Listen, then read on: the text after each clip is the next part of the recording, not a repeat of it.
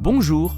Aujourd'hui sur Maths en tête, votre podcast de vulgarisation mathématique, on parle d'un mathématicien dont le travail fait l'unanimité auprès de la communauté. Un génie du XXe siècle dont la vie est tout bonnement incroyable. On parle de celui qu'on a souvent surnommé l'Einstein des mathématiques. Rien que ça. On parle d'Alexandre Grothendieck. Et à travers lui, on parle également du XXe siècle, de ses succès, de ses tourments, de ce qu'il a produit de plus beau et de plus affreux. Une page d'histoire.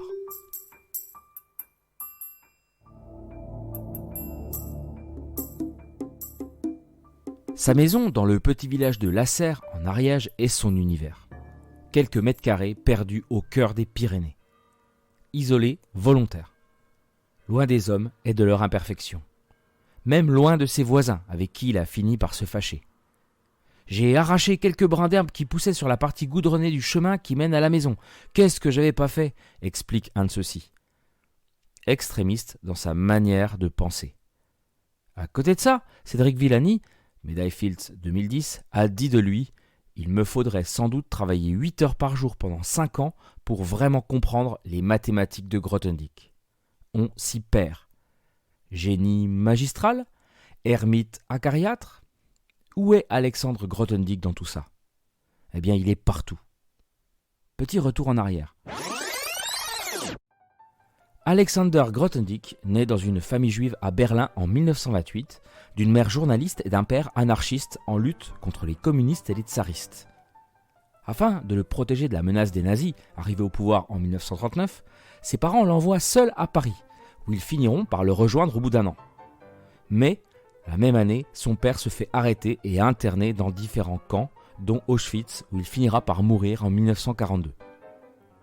1942, c'est également l'année où les Allemands séparent Alexander de sa mère. Le petit garçon est placé dans une maison de secours aux enfants, une institution qui se charge de son instruction et où il finira par avoir son baccalauréat. Tout ça, c'est très lourd. L'enfance d'Alexander suit donc les drames de la Seconde Guerre mondiale. Traumatisme et douleur. Consolation tout de même, il finira par retrouver sa mère à la fin de la guerre. Ces deux-là ne se quitteront plus jusqu'à la mort de cette dernière en 1957. Alexander, qui finira par franciser son prénom en Alexandre, s'est découvert un goût prononcé et un appétit insatiable pour les mathématiques et finit par entrer à l'université de Montpellier. Il adore tellement la discipline qu'il redémontre quelques résultats historiques, comme l'intégrale de Lebesgue, mais tout seul, dans son coin, en partant de rien. Bah oui, c'est un solitaire, notre Alexandre. Est-ce son tempérament ? Son parcours ? Ça, nul ne peut le dire. Mais il est rude avec ses camarades. Malgré cela, ses professeurs ne sont pas dupes. Il y a quelque chose, c'est évident. Ses prédispositions dans la discipline sont flagrantes. Alors, en 1948, Jacques Soula, son professeur d'analyse, lui écrit une lettre de recommandation pour qu'il monte à Paris, où sa carrière peut enfin démarrer.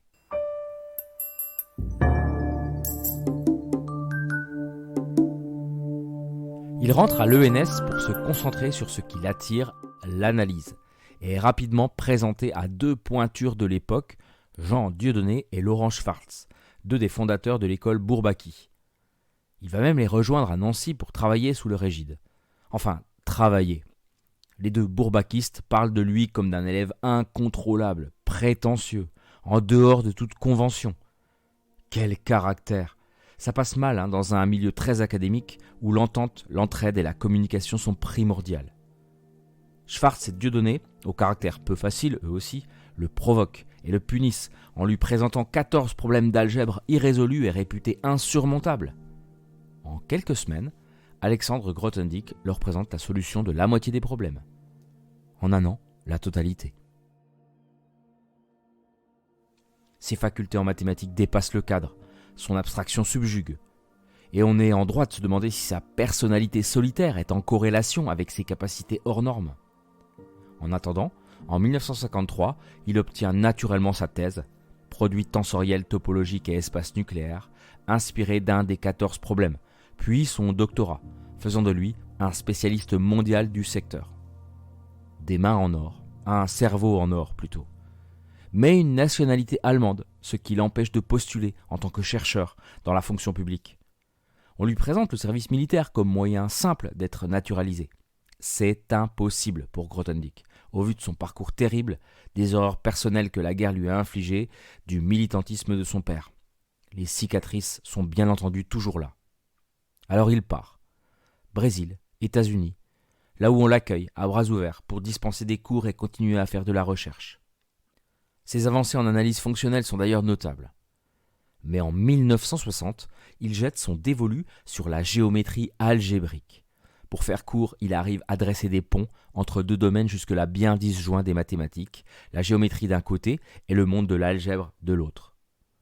Comme à son habitude, il repart de rien et refonde tout, créant des outils encore aujourd'hui utilisés par les spécialistes du genre. Il produit des milliers de pages de travaux essentiels.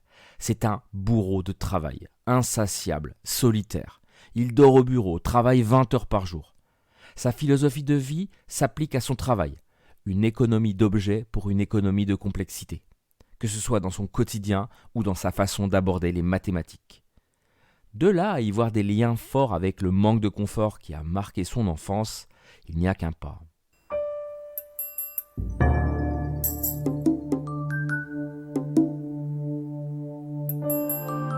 Là où ses capacités sont remarquables et remarquées, son caractère l'est tout autant.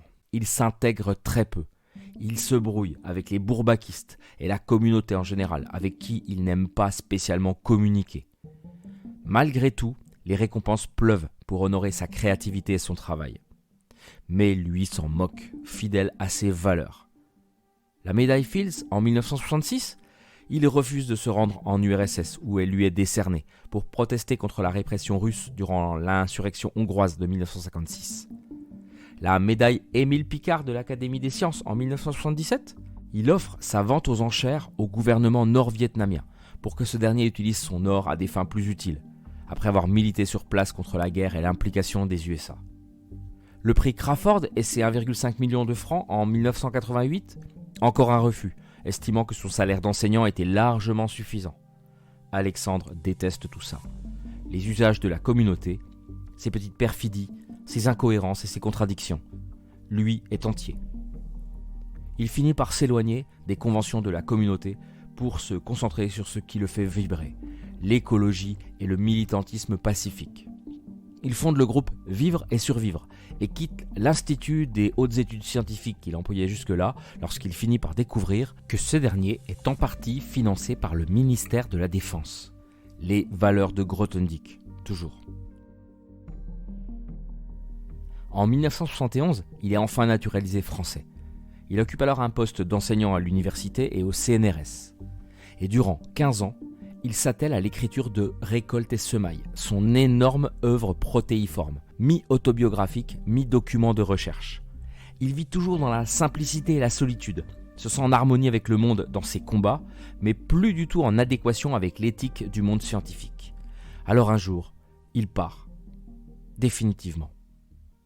En 1991, il disparaît, après avoir laissé à son ancien étudiant, Jean Malgloire, l'équivalent de plusieurs cartons de milliers de pages de recherche mathématique, qu'il refuse catégoriquement de voir tomber dans les mains du milieu scientifique. Oui, il disparaît. On le retrouve dans ce petit village d'Ariège, au cœur des Pyrénées. Ermite. Il y passe un quart de siècle quand même, entre 1991 et 2014, et il finit ses jours. À sa mort, on découvre 35 cartons de travaux qu'il aura compilés durant sa période de grande solitude. Des dizaines de milliers de nouvelles pages griffonnées et brillantes, stockées à l'université de Montpellier, où elles sont péniblement et patiemment déchiffrées depuis ce jour. Un travail colossal et d'une valeur inestimable. L'un des plus grands esprits du XXe siècle.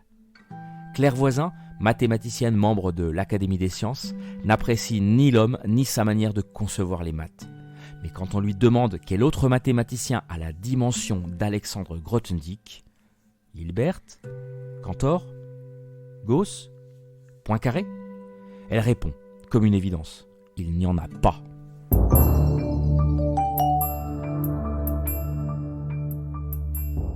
Et bien voilà, ça y est, vous êtes au bout de cet épisode. Merci d'avoir partagé ce moment en compagnie d'Alexandre Grothendieck. Si vous avez aimé, laissez-moi un commentaire, puis une notation 5 étoiles sur votre plateforme d'écoute. Math en tête est un podcast de niche et pour sortir de sa bulle, il a besoin de votre aide. Le bouche à oreille, les recommandations. N'hésitez pas à m'aider à parler de mon travail afin qu'il tombe entre d'autres oreilles.